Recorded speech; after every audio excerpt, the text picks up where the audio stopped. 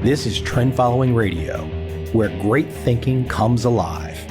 Nobel Prize winners, legendary traders, best-selling authors, and the pros that know what drive us irrational human beings. I am your host, Michael Coveil.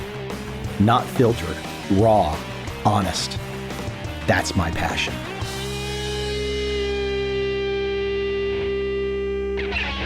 One of those fun conversations today, Scott Anthony, managing partner of Innosight. He's based in Singapore. I love having guests on in Asia. It means I'm not doing these interviews early in the morning or late at night. Scott has a great background in the sense that he's had a chance to learn from one of the pioneers in innovation, Clayton Christensen. I think everybody can recall, at least if you have a pulse, Christensen's book, The Innovator's Dilemma. And I appreciate today that Scott goes into some of the background of first meeting him and the start of their relationship, and ultimately working together. Today we dive into Scott's new book, Eat, Sleep, Innovate, How to Make Creativity an Everyday Habit Inside Your Organization. Now I got to tell you, and I talk about this with Scott on the podcast, there's something in this book that he calls beans. These beans, these essentially 100 techniques or ideas to help foster innovation, worth the price for the book. Absolutely 100%. I can't read them all in the interview with Scott. That's not the point. But I got to tell you, it's one of those insights where you just say, okay, I've got a new way to think now. Without me rambling on any more about what we talk about in the podcast, let's jump right in and have a great conversation with Scott Anthony.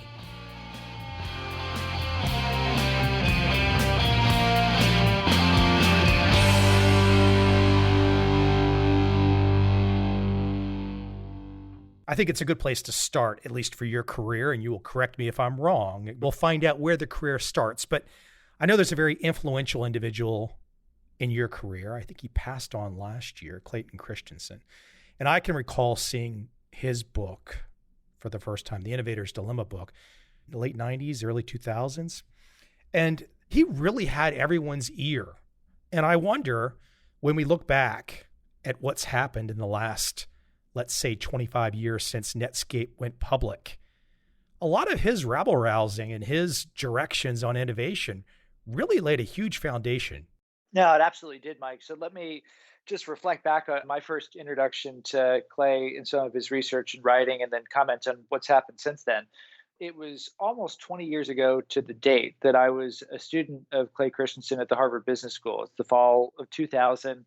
He had just started teaching this class that ultimately became named Building and Sustaining a Successful Enterprise. This was the first time the class was taught. There were two sections of 80 students that were taking it. At peak, almost everybody in the class at HBS took it.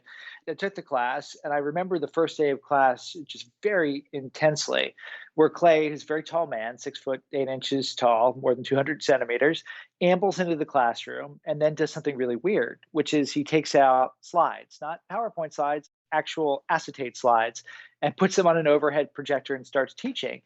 And this is a guy who'd written about disruptive technology and how industries would change, and it just felt so much like an anachronism. But what he was saying was just so transfixing. And from that moment, I was hooked on him, his research, and his ideas. And the next 20 years of my life were dedicated to helping to untangle some of the things that he called the dilemmas of disruption and help established organizations flip that disruptive threat into a disruptive opportunity.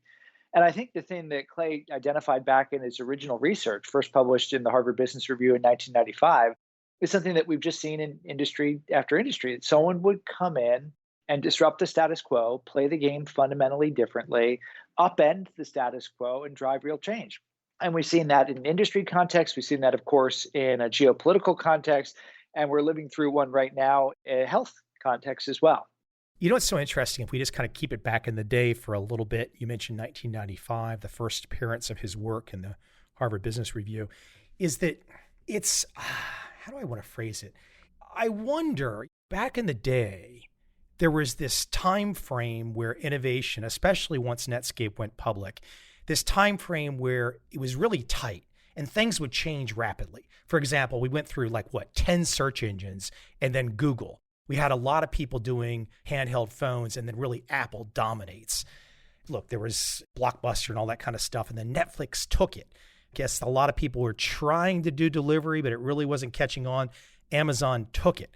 So now I look at it, I wonder, I look at innovation, and the landscape is different because back in the day, you could have been a small team, solo entrepreneur, and you could go innovate something. Now that still can happen today, but if you do innovate it today, don't you have the risk of the Leviathan showing up and saying, okay, we're going to take it from here, young boys? You've identified, I think, a real paradox in the innovation world today. It's never been easier to start a business. There are tons of freely available tools. It's easy to get out there and create a so-called minimum viable product and get initial traction, which should mean it is a great time to be a startup company. But the paradox is it's actually really hard to be a startup company today because it is so easy to start something. It is also so easy to copy something. And because the world is so tightly interconnected, the second you get a whiff of success somewhere, if you're a startup, not only do you have to fight against all the copycats, you do have the great big platform companies that grew up in a different era where they had a little bit more time to protect and hone their business models that will then instantly copy what you're trying to do. And not always do it perfectly. And sometimes, like Facebook has done with Instagram and WhatsApp, they'll decide to acquire rather than to build. But it is a really surprisingly tough time to start things up. Even though it's never been easier along one dimension, arguably it's never been harder along another. And that really impacts the way that you think about innovation and growth. Yeah, if I took it to a really reductionary type thinking, to a simple way to protect oneself, it's almost like if I was a fantastic artist, I could sit in my room and I could paint and I could come up with a creation that if the market, the people, if they love it, they're going to compensate me well. And I'll be able to protect myself. But it's almost feels like we're at that level where it's like, you've got to have something that is truly protectable, a moat around it. Are we at the level where it's like writing a book, painting a painting, code doesn't seem very protected, does it? Now, this is the Mark Andreessen, software is eating the world. As software eats the world, whence competitive advantage? And of course, you look at things that are increasingly based on algorithms. Everybody's using the same data. Do you have an advantage if everybody's using the same data? Or do you have to find a way to train the data in a better way, to wrap business models around it in a better way, to build a moat in areas that we haven't thought about before? And I don't know the answer to this. I don't think anybody knows the answer to it, but I think it is an increasingly important question to think about in a world where everything that can be copied will be copied. How do we create sustainable competitive advantage? And is that even the right question anymore? Or is there a fundamentally different question we need to ask, which is who cares about sustainable competitive advantage? Rita McGrath at Columbia Business School talks about transient advantage and just knowing and expecting that advantage will dissipate. So you just keep moving and keep doing the next thing and the next thing and the next thing. It's a really different world. Yeah, when we got these 5 or 6 big companies, and you mentioned Rita, she's been on this show, and I was going to say Scott Galloway, who's been after the big 5 or 6 and really bringing them up, and he's got some strong words too. But how do you feel about, just to kind of take it a step further with me bringing up the idea of these big companies, would somebody argue that Apple is not innovating still? That's a whole different issue, but how do you look at these big companies in the sense, it seems like their moat, it seems like their cash pile is so big. And I know this is a little bit off on a tangent here, but I want to pick your mind.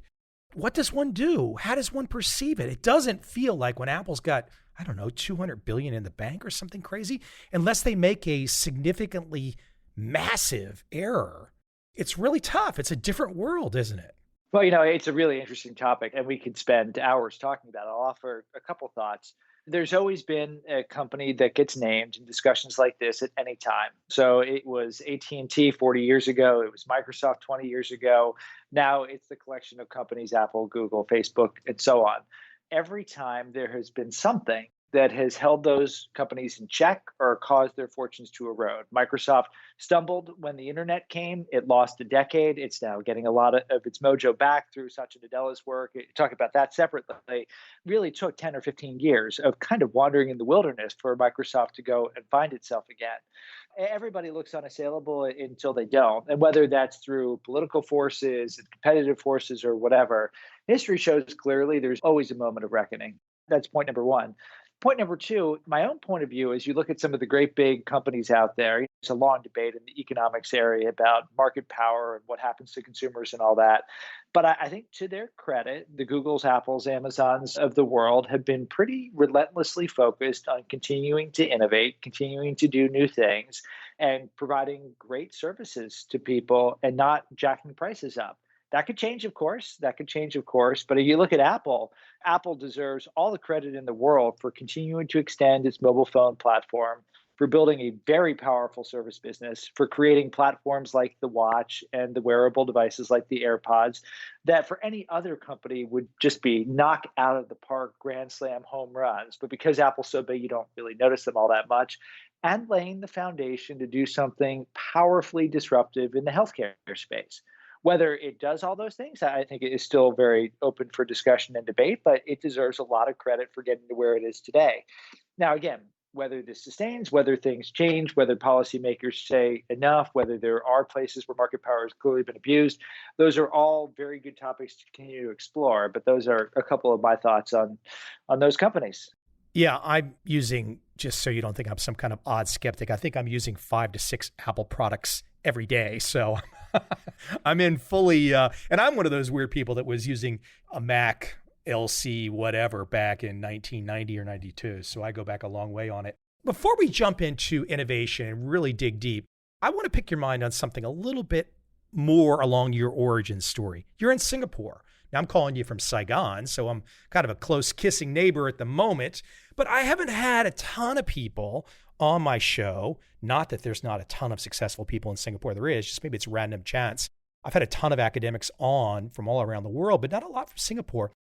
Speak to me. When did you get to Singapore? I mean, I've been a ton of times. I mean, I feel like I can draw a map of where things are. I've been so many times.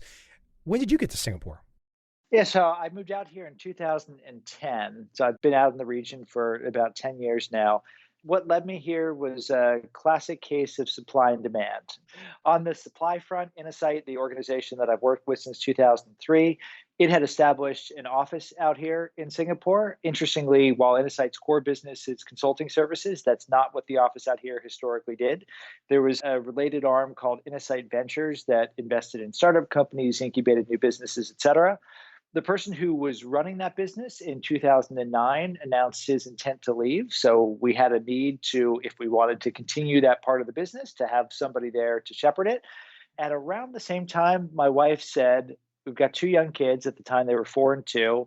She had been an expat in the United States for 10 years. She's originally from England. She said, can you create an excuse for us to go out to Asia? She'd never been to Asia before. She thought it'd be a fun adventure. So supply met demand. 2009, I took over that part of the business. 2010, we moved out here. 10 years later, the 2 kids have doubled. We now have 4 kids out here. The oldest is 14, youngest is just about 4. Here we are. I tell people that Singapore is San Diego on steroids. Pretty good metaphor. I wish many times the humidity was closer to San Diego humidity. The weather, at least. I grew up in the Washington, D.C. area. I ask people who know America, I say, imagine Washington, D.C. in August, 365 days a year. And that's what the Singapore weather is. But I think the way the city is laid out, the fact that while it is a city-state, it is an accessible city-state that's got lots of green space, and you never feel too crowded. It's a very different feel than Hong Kong. And a great place to raise a family, very safe, very clean, very efficient, a great place to weather a pandemic. Is a lot of good ways to think at a very focused level about how to handle some of the issues that the world faces in 2020, and a place that has made a very conscious, systematic investment in innovation-driven growth, both through its large organizations and through what it has tried to do to encourage a startup ecosystem. And of course, like Saigon, access to many different parts of Asia, which is what is driving growth in the global economy right now. I grew up in Vienna, Virginia. Just on the other side of the river. I grew up in Bethesda, Maryland, born in Washington, D.C., and grew up right outside of the district. Give me a few, before we jump into innovation, I know I want to keep you at Singapore for a moment. You know, the American coming to Singapore, I mean, it's much worse for Vietnam. I mean, Americans, just because of the war and whatnot, they have these visions that are terrible.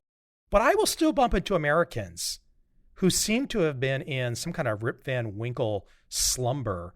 And you mentioned Singapore, and they start talking about some idiot kid being caned 20 years ago. I mean, it's like you go to Singapore, I don't even know how to describe it. It's very Western in many ways. It's got its Eastern influences, but how do you describe and how do you give a feel to Singapore to people who've not been? The Michael Fay incident, who was the gentleman who defaced cars and got caned, it was almost 30 years ago now. It's amazing how sticky that story is. And sticky people talk about chewing gum and that being illegal in Singapore. It's so silly when you've been there, right? It's so crazy that people fixate on that. The way I try to explain it, it depends on people's context, of course. So you said San Diego on steroids. To people who grew up on the East Coast of the United States, I say, imagine New York, that's Hong Kong. Imagine Boston, that's Singapore. It's a little smaller, a little bit more spread out, a little bit quieter, but still very clearly a city that has its own unique feel to it. I will talk about the East meets West, where you do have the combination where you can get by just fine in English. English is one of the 4 official languages in Singapore and the language that most people use to communicate. But also there are pockets where people are speaking lots of different languages. You have as much diversity in a small space as you can find. You can find any type of restaurant, you can find any type of cuisine that you want in Singapore. And there's very little respect for the past, just a very modern place where the founding father, the prime minister for a long time, Lee Kuan Yew, one of the things he said is, I don't want the house that I grew up in to turn into a museum. Just tear it down and rebuild, because that's what Singapore is all about. It's about looking forward, not looking backwards, a very practical place, a place that has no natural resources aside from being placed in an area where there's lots of water. So there's good shipping lines through it. So that makes it a transport hub. But otherwise, all it has is people's brains. 50 years ago, it was one of the poorest countries in the world. And now it's one of the richest by very smart government policy and very tight intertwining of government and business and labor unions in a way that you really don't see anywhere else in the world. And again, well known for safety, efficiency, and cleanliness, a well-deserved, well-earned reputation on those fronts. It's a unique place. It really is. I'm not just going to pick on the States, but when you see perhaps any images of violence around the world, and one can imagine having a lady on your arm or a family and kids and stuff like that. And this actually applies to many, many Asian countries. I'm not just going to say Singapore's got the handle on it alone. But wow, you don't ever think about some things you would think about in some large cities around the world, because the respect and the civility is just, it's wonderful, isn't it? It is, although one of the things that I do appreciate, absence makes the heart grow fonder and all that. One of the things I've come to appreciate is there always are 2 sides to the ledger. So yes, you certainly don't have the crazy chaos and the threat of violence that you will see, sadly, in many places in the United States. But with that comes a vibrancy, just a relentless pull to reinvent and reimagine. And the process can be really ugly sometimes, but the results can also be really beautiful sometimes. And Singapore, I think one of its challenges is without that chaos, you don't have the creativity, you don't have the entrepreneurialism, you don't have the reinvention. And of course, you've got just whip smart people in the government that recognize this, try to compensate for it, try to make sure that the system still has the degree of dynamicism that's required in 2020. But it's a little bit more of a struggle. Pros and cons. I love the homogeneity, but you're right. Sometimes when you're a homogenous society, people are thinking more about security and less about kind of the disruption, which is right in your wheelhouse. So you must have a lot of fun bringing your topics up. And there must be, when you're across Asia introducing your world, there must often be faces that are like, oh my gosh, I can't do what Scott is talking about. One of the favorite stories that I like to tell, just to illustrate the challenge that exists inside not just Singapore, but inside large organizations. I described something that happened in my condo in Singapore back in 2016. The story focuses on my then 5-year-old son, Harry, who's the kind of kid most of the time every parent would love. He's happy, he's creative, he's fun-loving. His nickname at school is Happy Harry. He's that kind of kid. And we got a letter from our condo describing an incident involving Happy Harry. And it included some pictures from CCTV footage because that's Singapore. And the letter described how our children were found vandalizing the flooring of the basketball court using some materials. They had a picture of this heinous act of vandalism. This is unacceptable, blah, blah, blah, blah, blah. So, what did Happy Harry and his two siblings and his dad, since I was there too, what did we have the temerity to do? It was a Sunday afternoon. The kids were bored. They said, Dad, can we go down to the basketball court and draw a baseball diamond using some chalk that is very easy to remove? Dad said yes. Dad joined them. The letter said, Our cleaners managed to remove the stains. The truth was, it wasn't the cleaners, it was a rainstorm, which happens in Singapore almost every day, 200 days of thunderstorms a year. So it was no harm, no foul, no big deal. This is the challenge that you have in Singapore and in Asia more broadly. Think about the lesson Happy Harry takes from that. He took a very benign creative risk and he got slapped on the hands. And then if you go to one of the schools in Singapore, you teach to the test and there's a right answer and there's a wrong answer. Then you go to an organization, there's a way to do things and there's a way not to do things. Is it a surprise that innovation is a challenge in an environment like this? The answer, of course, is no. It's not a surprise at all. The individuals all once were people like Happy Harry because human beings are naturally creative and curious and entrepreneurial. That's what we are as a species. But they have learned how not to do that. And then the system reinforces it. And this is the fundamental challenge in my mind facing organizations that are seeking to innovate and grow. And it's particularly acute in a place like Singapore. When does I don't know if there's data on this, but the individual and his thinking about innovation and taking risks and taking chances and understanding that when I take these risks, I take these chances, it's not going to all be 100%. There's going to be a lot of losses, but some big things can happen. And I think once that gets inside your soul as an entrepreneur, you're forever changed. However, I think it's a minority that kind of get that feeling early on and they can't let it go. So they never pay attention to all the other people that are marching in line. But for those folks that are marching in line, in some ways I feel sad where it's like they can get through K through 12, they get past college, they get a first job. And in many ways, it becomes almost watching someone going through a torture program to think about getting off the conveyor belt and doing something that messes up the system because they got into the belief that there was only one way and now they've gone that way. And then Scott shows up and starts talking about innovation. It can cause some real visceral feelings in people, can't it? No doubt. And there's just a bunch of thoughts going through my head. One of the metaphors that I like to highlight the challenge here, there is a really fun YouTube video from a guy called Destin Sandlin. Smarter Every Day is a series he does on YouTube. And he does this experiment. He says, I'm going to ask people, or I'm going to try to unlearn how to ride a bike. And the specific experiment, is he has a welder go and make just one change to his bike. And that change is when he turns his handlebar left, it goes right. When he turns his handlebar right, it goes left. So it's a backwards bike. And the question is, how hard is it to unlearn how to ride a bike? And your first blush answer is, well, that doesn't sound that hard. You just have to train yourself to think a little bit differently. But the problem is the thought process behind riding a bike has just totally disappeared in most people's head. And they spent a lifetime with a whole bunch of implicit thoughts about how you manage what actually is a really complicated thing to do. And the answer in the end is that it takes Destin Sandlin 8 months of careful practice to unlearn and relearn how to ride the backward bike. Here's another detail about that story. He's got a 6-year-old kid. It takes a 6-year-old kid 2 weeks to do the same thing. So this is one of the fundamental challenges. You've been in a groove for a long period of time. You've been doing a certain set of things. And you say, okay, now we got to do something really different. That unlearning process can be hard and painful. And I don't think people mind change. I think people like change, but people don't like pain. They don't like loss. They don't like things that hurt. They don't like having the backwards bike fall over and looking stupid. And that's the fundamental thing that I think makes it hard to get people to get out of that groove that you just talked about. But it's very possible. It's very possible. And of course, I'm very biased. This is what I've spent my professional career working on.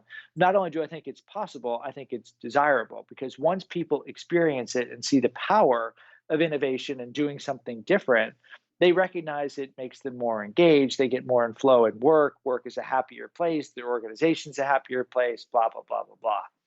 How do you end up appearing in a large company's office? Something's going on in their firm. Somebody knows something is off. They hear about your firm. They hear about you. They bring you in, right? This is how it starts to happen? That's just about right. And whether it comes from someone listening to something like this or reading a book or having one of their colleagues say, but yeah, that's how it begins. What is the intake for you? What happens when you first appear? You're in, I don't know, it could be a boardroom, it could be 10 people, it could be 3 people, or it could be 100. I don't know. You lay out a scenario for me. How do you start to introduce, and I'm sure all different types of clients are going to come your way, but just kind of map this out for me, how you start to unpack your world in an environment like that, a first meeting. What I will typically do is I will come back to Innosight's statement of purpose. So our purpose as an organization since our foundation 20 years ago is to empower forward-thinking organizations to navigate disruptive change on the future. And the thing I love about that is I just have different branching off points. So I can go and double click on disruptive change and say, okay, disruptive change, Clayton Christensen, our co-founder, let's talk about what's going on in your world. Are you dealing with small incremental changes, or are you dealing with some things that have the potential to radically reconfigure your industry and your context? Let's talk about them. Let's talk about being forward thinking. Let's not talk about what the world looks like tomorrow. Let's talk about what the world could look like 3, 5, 10 years from now. Let's talk about how you're going to navigate that, because almost always people will say the amount of uncertainty is increasing and the tools that got me here are not working anymore and I need different tools. And let's talk about owning the future. What does that mean for you? What is your aspiration? And this could be a CEO level. Where do you want to take the organization? It could be at an individual level. What is the thing that you want to do to really contribute meaningfully to your organization? And again, that statement of purpose then creates lots of opportunities to get into deeper conversations about all of those things and more. So I'm in the audience and I just heard that and I'm like, okay, I'm not going to be a jerk and call it boilerplate, but I'm going to be like, hey, Scott, I need to discover new opportunities. That's my gig here at this firm. I've got to figure it out. Now me, Mike, I'm sitting here and I'm thinking about your world and I'm thinking, gosh, discovering opportunities though, if one is approaching it purely engineering perspective, you might not get there. But if one has a chance to kind of get a little bit of Steve Jobs LSD type mindset, you might just spot something on the way walking to work one day. It's an interesting conundrum where it's kind of art meets engineering. You kind of need both, but where does innovation come from? I think what you described is exactly right. You always need to have a little bit of serendipity in innovation. Fortune favors the prepared mind, chance favors the prepared mind. So, what do you do to maximize the odds that serendipity is going to strike? And then when it happens, that you're in a position where you can do something about it. If you take that specific example, how can I spot opportunities? Some of the things we would advise people to do is focus on the problem before the solution. So try to find an itch that isn't being scratched, what we would call a job to be done, a problem that's not well solved. We would advise people to go and spend time at the intersections. So don't go straight to the main part of your existing market. Go to the periphery, go to the edges, go to the fringe customers. That'll give you stimulation to spot something that might be different. Try to look for combinations. As Steve Jobs liked to quote Pablo Picasso, good artists copy, great artists steal. We'll tell people to be future back in orientation. Don't look at today. Imagine a world several years in the future and work backwards to today. We'll remind people of the William Gibson line, the future's already arrived, it's just not very evenly distributed. None of this is paint by numbers. These are kind of principles, tools, and lenses that one uses to look at things in different sorts of ways. But in our experience, done with the right sort of discipline, it doesn't make serendipity happen, it can't. But it allows, when serendipity strikes, for you to recognize it and then do something with it. It seems like stimulation is such an operative word here. And I sometimes find if I'm in front of the screen for too long doing whatever I'm doing, I'm not going to say I get stale, but if I then boogie on out and get lost somewhere in the 15 million people on the side streets of Saigon, it's impossible not to have stimulation. And something happens to you kind of probably on a neural level where there's an energy that happens. And I loved in the rear of your book, you had this beans concept. And it seems like so much of that the behaviors, the enablers, the artifacts, the nudges, this is all about promoting stimulation. And ultimately, I think, trying to find opportunities and find innovation. It's a great point. And there's just a couple thoughts that then go through my mind. So I remember a few years ago, I had the great privilege to be speaking at a conference down in Australia with somebody who almost destroyed my youth. The person's name was Nolan Bushnell, and he almost destroyed my youth. Atari and Chuck E. Cheese. There you go. There you go. There you go. And that was a lot of quarters that were spent and a lot of time that was spent. So very good, Nolan Bushnell recognition. Bushnell, I remember distinctly one of the things he said at the conference. He's tried in a bunch of different industries, and he told a great story about how this young, unwashed guy came up to him and said, "Will you invest $50,000 in my company?" And Bushnell said, "Nah, I don't think so." And he could have owned a third of Apple for $50,000. The young, unwashed guy, of course, was Steve Jobs. And he passed, which was a bad decision, but there you go. But the thing that Bushnell said that really stuck with me is he said whenever he wanted to go and disrupt an industry, he would take what he called an idea road trip, which was he would get in his car and he would go to a trade show, not in the industry he was trying to disrupt, a completely different industry. He was consciously seeking diverse stimuli just because he had this problem in his brain and he wanted an idea that he could borrow. So this idea of getting stimulation, just kind of disappearing and just looking for the thing that you don't know that you're looking for, I think is a really powerful part of innovation. And yes, the behavior enablers, artifacts, and nudges, the beans that we describe in the book, a lot of them are ways to disrupt routines in a positive way to get you just to lift your head up and see something that you might otherwise miss. For what you don't know you're looking for. That's just so cool. And it's so true. There's just something, it's almost spiritual. You're walking around some side street somewhere. Maybe it's a piece of graffiti art. Maybe it's somebody selling something. It's a store window. And you just, again, the Picasso mindset, like you just said, you see somebody else doing something and maybe you don't want to copy that exactly, but it immediately stirs inside you another feeling, another idea. And it's just, those stimulations are so damn key, huh? Yeah, absolutely. And exactly how they happen, where they're happening in your subconscious and so on, I think is left to people who are doing deeper MRI research or whatever it may be. But you can just feel it. And at least for me, I mean, I remember I was talking to a friend about this. This is what happens with me and ideas. I was 3/4 of the way through a Harvard Business Review article while I was walking through the Botanic Gardens in Singapore and listening to the new Taylor Swift album. And then all of that disappeared, and these two threads in my mind just clicked together. And why it happened at that moment when all those other things were going on, I have no idea. But I'm like, that's why I couldn't figure out this problem. And of course, I had my phone, so I could stop and write down what I was thinking. Otherwise, you lose it. Onwards I went. So why that happened, I have no idea. But that was the moment where it just clicked. I can't say that I actually had a moment where something clicked when I was walking through Singapore's botanical gardens, but I was walking through their botanical gardens, and all of a sudden I look over and I'm like, damn, that's an 8-foot monitor lizard right next to me. Yeah. We live across the street from the botanical gardens, and sometimes one of those lizards will climb up our driveway or climb up one of our trees, which provides great amusement to the kids. Yeah, you're going to have to send me a picture of one of those up on your trees. That's awesome. Hey, listen, let's just circle back to how difficult it can be to get people thinking like this. I love a little nugget. I'll let you run with the story. Cambodia and an idea box. This is one of my favorite little snapshots from vacation. We were in Siem Reap as a family a couple years ago, and we were at this business where you had people who went and raised silkworms and then harvest the silk that came from them and turn them into nice garments that they sold to tourists and a whole bunch of other artisanal crafts. A really well-run place, and they had lots of things that described and talked about all the people they employed, and you're feeling really good. And then you walk and you see this big blue box, and the blue box is called the Ideas Box. This is great. They're encouraging empowerment in their employees, and they want to hear what they have to say. And you read the box, and the box says, for you, for your ideas, for your well-being. And you hear the orchestral music swirling in the background. And then you stop and look a little bit more closely, and you see the Ideas Box has a great big lock on it. And that lock is rusted. And it is very clear that that box has never been opened. And then the music stops, and you recognize that you've been exposed to what we call innoganda, innovation meets propaganda, that does nothing but fuel cynicism about innovation. And we see far too many of these things at far too many organizations all around the world. Just to give some cover for Cambodia, because you're talking about being in Siem Reap when that happens.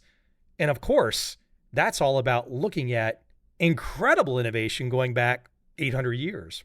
No, absolutely. Absolutely. We're innovation with capital I, right? Right. Yeah. The business itself, this is why these things are painful. The business itself I was there as a tourist. I wasn't there providing any consulting advice or trying to study it. You're still looking at these things. You're like, yeah, this is a well organized place. I see the backstory. I love the backstory. People are being employed. There's good stuff here. I'm sure it's overpriced, but whatever. You feel really good about it. You're like, just this one thing. You get this one thing just a little bit better. You just don't put a lock on the box or just don't put a lock on the box. And there is a bigger message in this. When organizations are trying to encourage innovation, they often do the equivalent of putting a lock on the box, which is they do one thing, but they don't think about what it connects to. So they'll tell people, we want you to come up with ideas, but they won't tell them to do what. So they won't have defined the things that matter to them, the problems they're trying to solve. Or they'll tell people, we want you to experiment, but there's no lab and there's no tools. And they tell people to take risks and then they punish them if they fail, even if they fail in an intelligent way. And then they say, well, why aren't we getting any innovation? I mean, it's pretty obvious, isn't it? Here's an interesting thought that I had before our call. I was kind of jotting some notes down, and I just put two words side by side. And I would think for most people, they might not go together. Maybe they're incongruous in their mind. And that's routine and innovation. But to me, they're like completely together because I need to have my routines. I need to be doing to get the chance for the spark.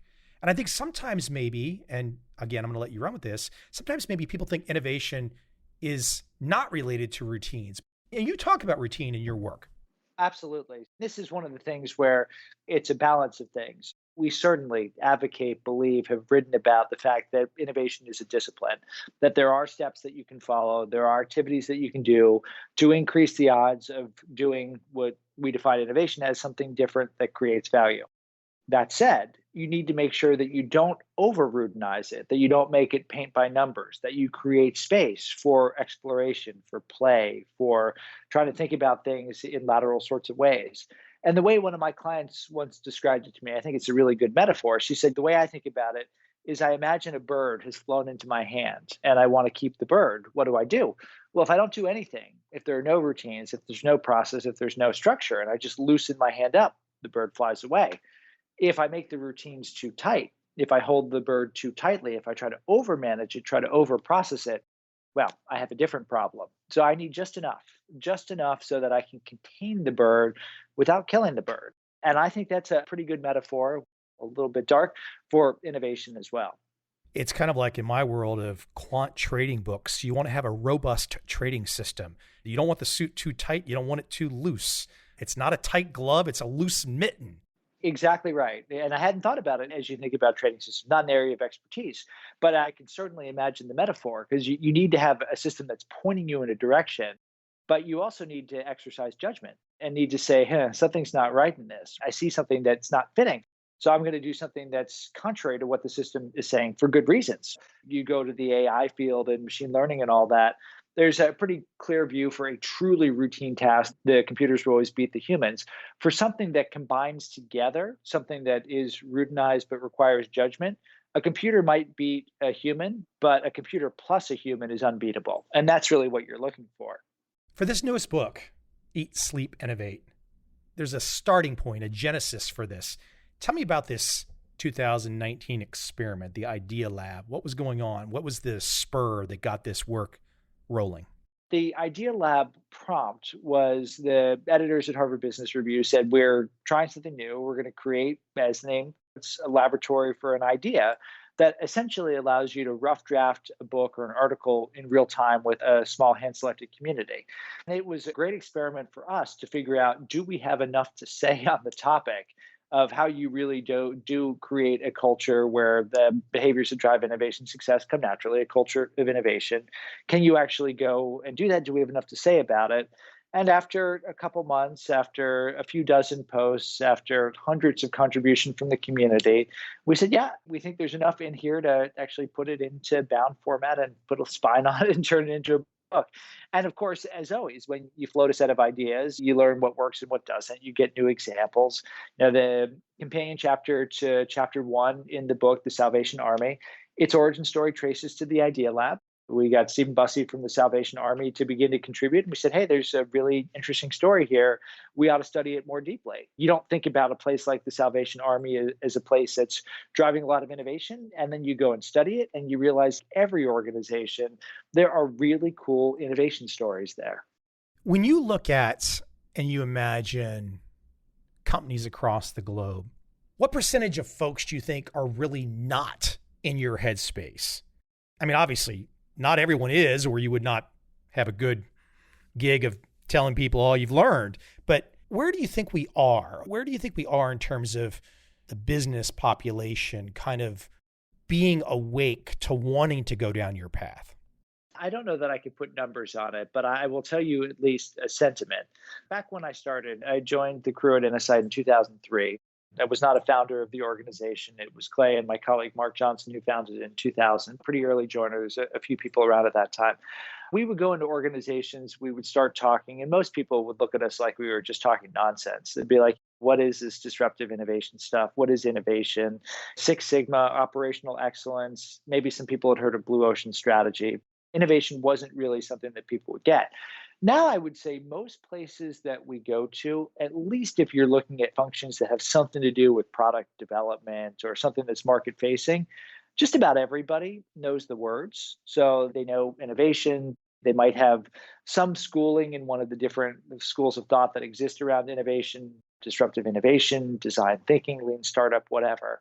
I would say it's pretty ubiquitous now, pretty ubiquitous that in market-facing parts of organization, they at least know the language.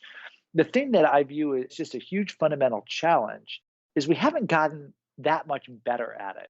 We should be better at it as a community than we are after a couple decades of work and lots of good writing and lots of good tools.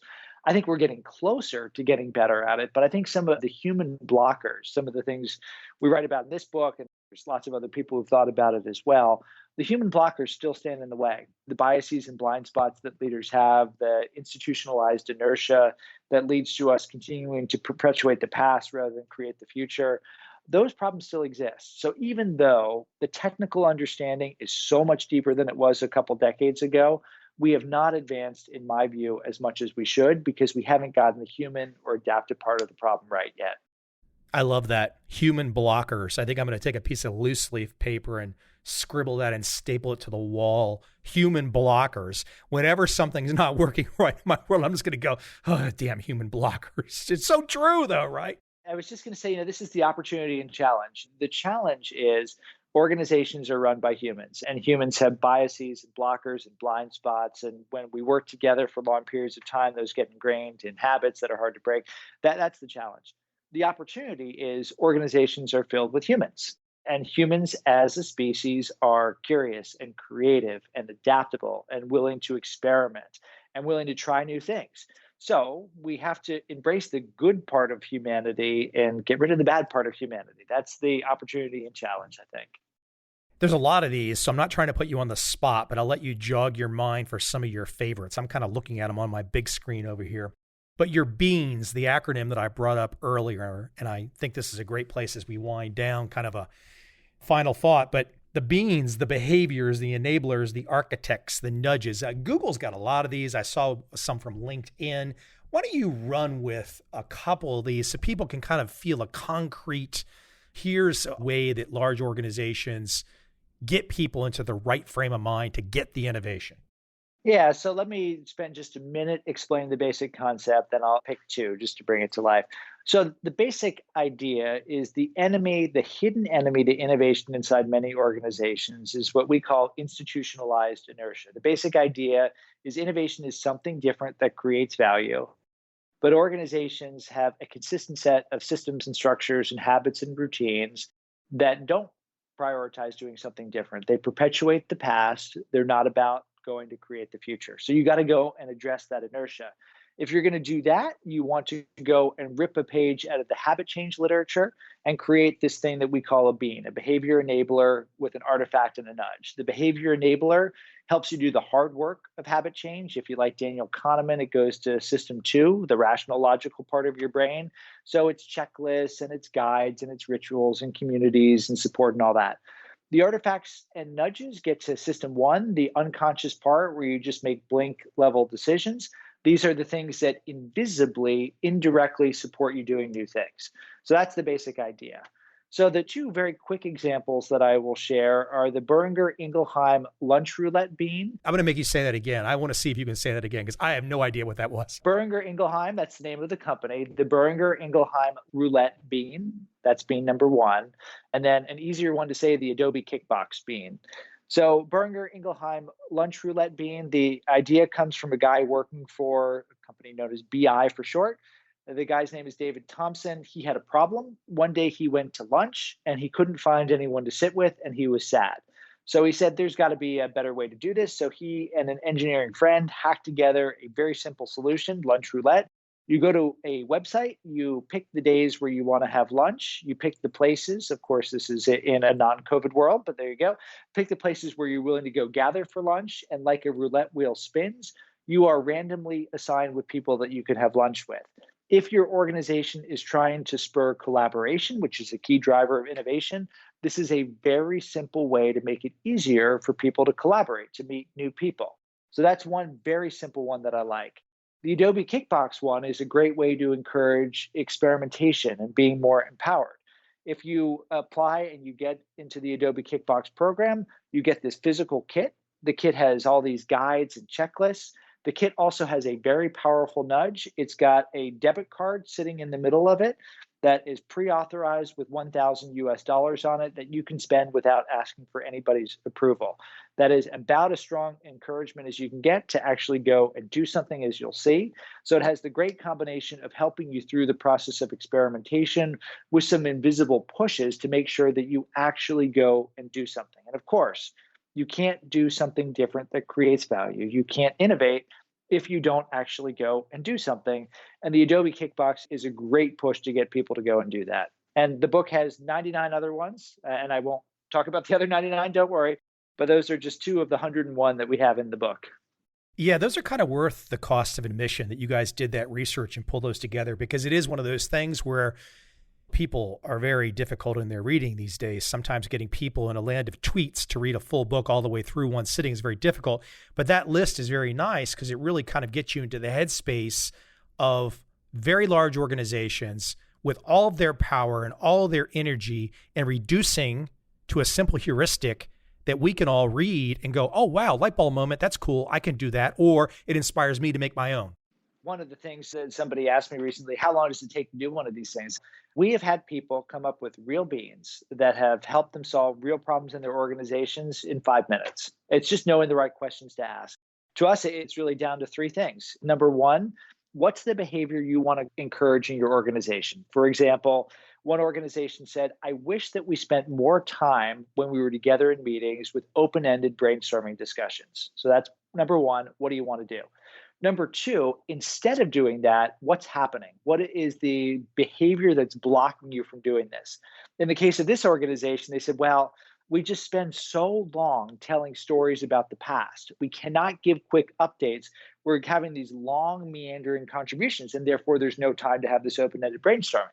And then number three, what's a behavior enabler, artifact, and nudge that can go and encourage the behavior, can stop you from doing the compensating behavior? In this case, the organization thought about the equivalent of a little hourglass timer, where they said, okay, for some updates, we're going to put a little timer there and we're going to give people 1 minute. And you've got 1 minute. Imagine you're in an elevator, you're going up to the 22nd floor. You've got 1 minute to give the key points of the update. If we've got questions, we will ask them. If not, we'll go on to the next thing. And when we're done, we therefore have space to go and have more open-ended discussion. And that was it. A little 5-minute intervention, but with the prompt of what do you want to do? What are you doing instead? And what's a bean that helps you overcome and do? That's all that it takes. It's not magic. It's just a little bit of work.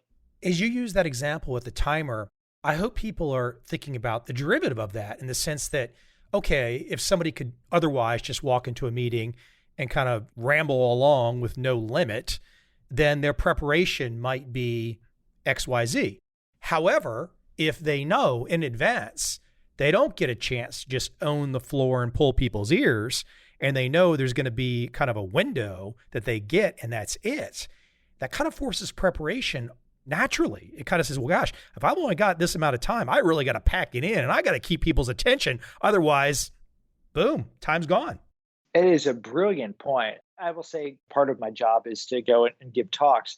The talks that I prepared the most for are the shortest talks, because you have to think really hard about what are the messages you're going to land, how are the transitions going to work. You're very conscious of timing. If it's a longer talk, I'll just go and not wing it, because it's always work that has been prepared and it builds on previous talks, but I know it'll be fine. There's a little wiggy. Honestly, there is. You're saying, okay, I'm kind of feeling the mood. Where am I going to make transitions? Where do I want to go long? Where do I want to go short? There's a little bit of improv. But if you've got a 5, 10, 15-minute thing, yeah, you work really hard to make sure that you've got the exact right messages in the exact right places without it feeling like it's overly scripted in your head.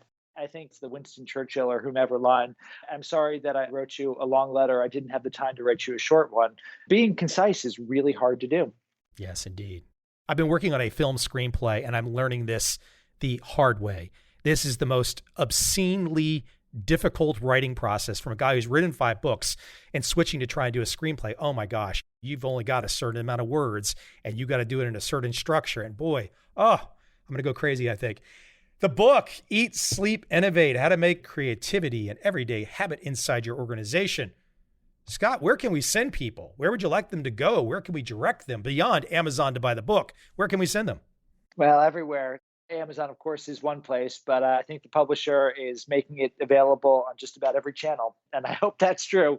Do you have a website you want to direct people to, your site or a business site? Or we have created a companion website for the book, eatsleepinnovate.com, that has some of the core messages in the book. It actually also has downloadable versions of some of the beans in a kind of fun format where you can print them out and turn them into physical cards that you could use in meetings. If you're in a place that allows people to gather together, we've got virtual versions of them as well. But eatsleepinnovate.com is the hub for everything related to the book.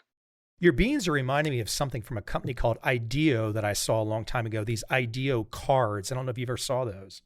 Yeah, absolutely. No, good artists copy, great artists steal. IDEO does a fantastic job of creating tools to enable brainstorming and design thinking. So we certainly have borrowed profligately from a company that we admire deeply.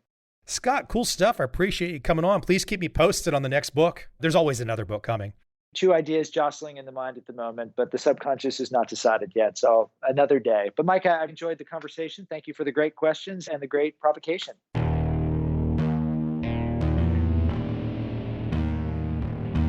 I see a time when those awake will understand how to make money in up, down, and surprise markets. Whether new trader or experienced, college student or financial advisor, protecting against a crash or just trying to make a lot of money, trend following offers everyone an answer in uncertain times. To get started immediately, send me an email, michael@covel.com. I will send you the right trend following steps to take along with my free video. But if you want to buy and hold, trust the government and trust Wall Street, this is absolutely not for you.